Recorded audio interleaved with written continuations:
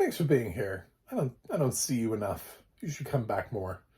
Uh, you probably won't after listening to my thoughts on this, but I'd like to save you from this. This is what happens later. This film does have audio description by the team at Deluxe and Darren Rivets. And I do have to say, separately from the film, I just need to set them free real quick. You guys did excellent. There's nothing wrong.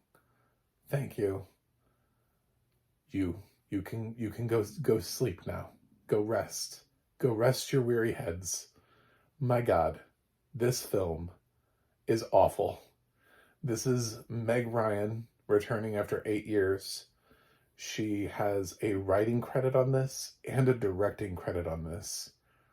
And it also stars David Duchovny. And that's it. That is it.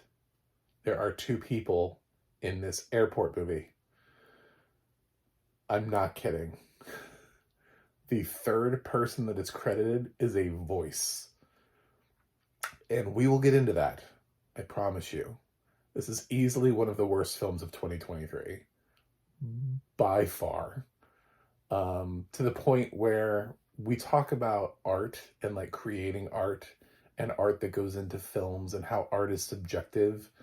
I don't feel that here. I feel like if you like this film, I'm concerned. I love Meg Ryan. And the one shining grace in this film that I will tell you is this film makes a huge case for her as an actress to be in films, to be in a TV show. Somebody please fucking hire her and don't let her write or direct her own shit. Oh my God. She is fine. I like her. The material that she's working with here, this is one of the worst conceptual movies. It's put together awfully. It's directed lazily. It's clearly a COVID movie because nobody would put two people in an airport. They have, from what I understand, because I did watch this with a sighted person, they do have like occasionally an extra in the background, like just kind of like walking, but it's an airport, so there should be more of them. This film isn't even interested enough in having them interact with other people, having, if you've been to an airport, somebody bumps into you at some point. You you sit next to somebody and have some conversation about something. Something happens in the airport. They before sunrise their way through this entire airport, just the two of them, back and forth, talking back and forth, back and forth, back and forth, back and forth for way longer than anybody would ever want them to.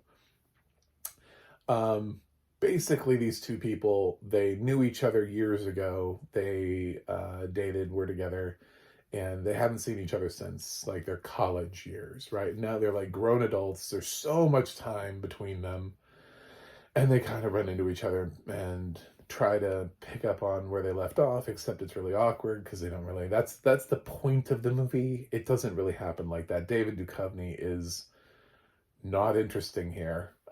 He's just not. He feels. I read somebody trying to defend the film who's like, but that's the point. Is it's supposed to feel awkward? He's supposed to feel awkward. He kind of feels awkward the whole film. He kind of feels like he doesn't have chemistry with Meg Ryan at all.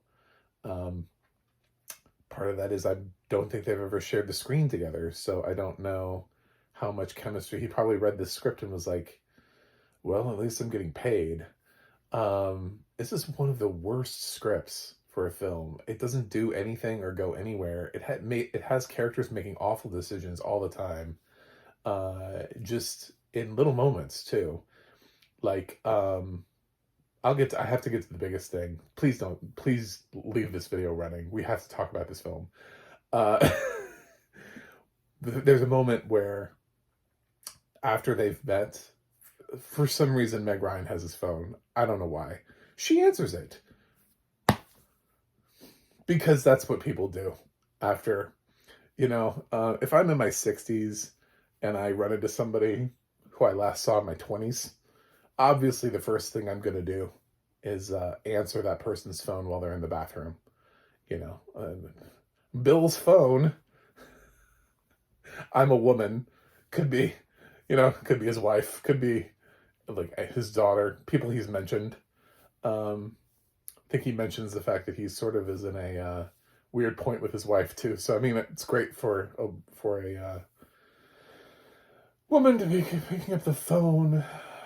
Just Jesus fucking Christ, man! Seriously, it's just, why would you do that?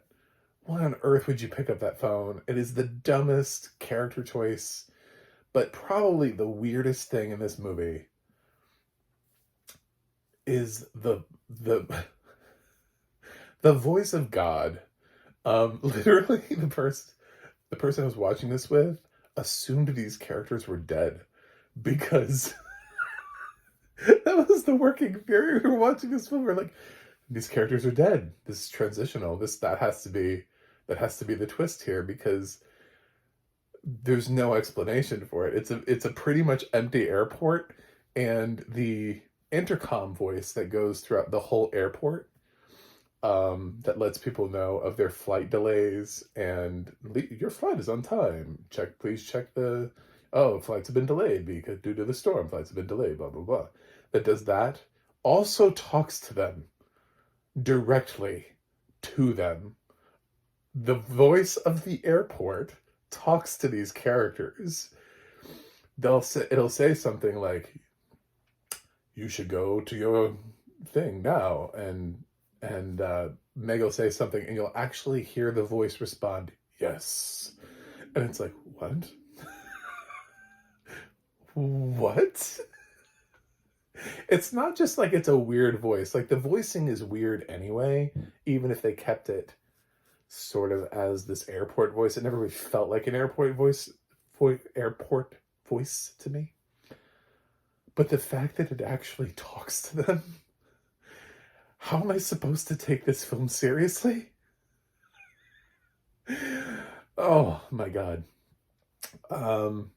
There are only 4 credited people in the entire film. There is someone that Meg Ryan walks up to who has no lines and who holds a finger up.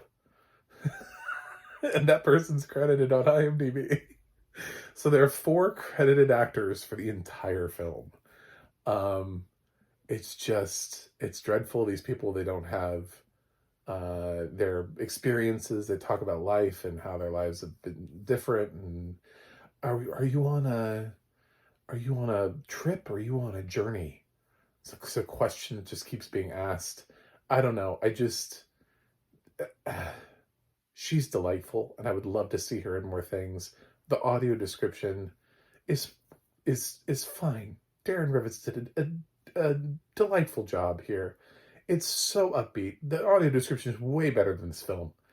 And the film is so easy to describe because it's just 2 people walking around this airport for like 90 minutes. I hope that was 90 minutes of my life. I really hope it wasn't longer than that. It could have been longer. It might have been like an hour 45. Actually, I felt like the movie was running a little bit long. They can't stop to eat anywhere because that would have required them hiring actors to serve them food. Like they can't stroll through the stores to look at newspapers because that would require an actor to probably sell them the stuff at the end. I don't understand this film. I don't understand how they shot it, where they shot it. I don't know why this film exists. This is a poor representation of anything Meg Ryan could do as a director or a writer. It shows that if you put her in something that's terrible, she will find the levity. She still is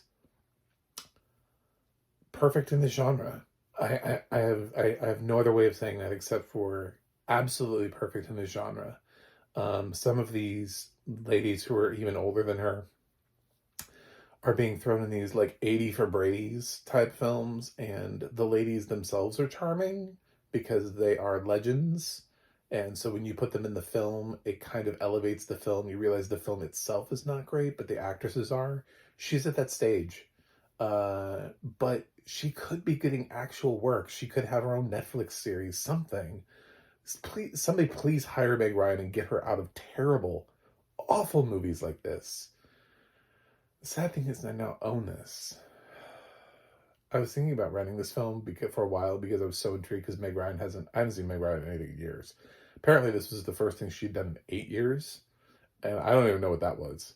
So, I couldn't remember the last time I saw Meg Ryan, and it was on Valentine's Day sale that actually made it cheaper to buy the film than to rent it. I know, that doesn't make any sense. So now I own this, and I can watch it whenever I want on Apple because I saved $1 by buying it. But did I really? In the long run, did I really? This is atrocious. The only compliment I can come up with is great audio description, and I still love Meg Ryan, even though she made this film, and I feel like this film is an attack on me as a person. I feel like she's attacking people with this film. She's trolling us or something. This can't be real. She can't have looked at this film and been like, this is good. Let's put this out there for the world to see. Yeah, this is a dreadful film. Sorry. I'm giving What Happens Later a D-. I have nothing good to say except for I enjoyed Meg Ryan in it. Not that she gave a good performance, I just enjoy her still. Got nothing for David. So, I would avoid this film at all costs. I would, kill it with fire. And move on. Art is subjective to a point, and then you just sort of have, is there anything on the canvas? It's a blank canvas. Well then, okay, it's not art. You can't just point to Meg Ryan and go, that's art. No, that's Meg Ryan. That's what that is. Anyway, yeah, so thanks for watching. Thanks for subscribing. I have a website, MacMovieGuy.com. You can follow me on X, or Instagram at MacMovieGuy. You can go to the audio description project, adp.acb.org. It'll let you know what its audio description where you can watch it. And the ADNA.org, that's the ADNA.org, will let you know about Darren Rivets and what else she has narrated before. That is it. I will watch something else that is way better than this and see you guys on the other side.